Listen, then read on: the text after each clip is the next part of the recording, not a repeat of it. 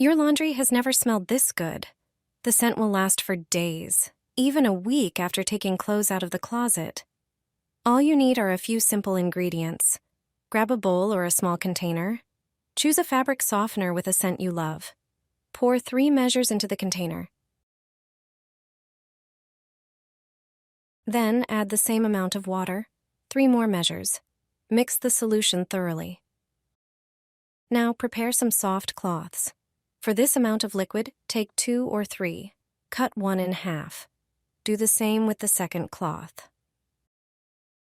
Place all the cloths in the container, ensuring they're fully soaked.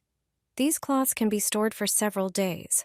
They're perfect for tossing into the washing machine. Add your usual fabric softener to the detergent drawer. During the wash cycle, the clothes will absorb the beautiful scent, and rinsing will only enhance it. These cloths also work great in the dryer. Throw one in with your laundry, and your clothes will smell better than ever. Just load the wet laundry as usual and toss in a soaked cloth.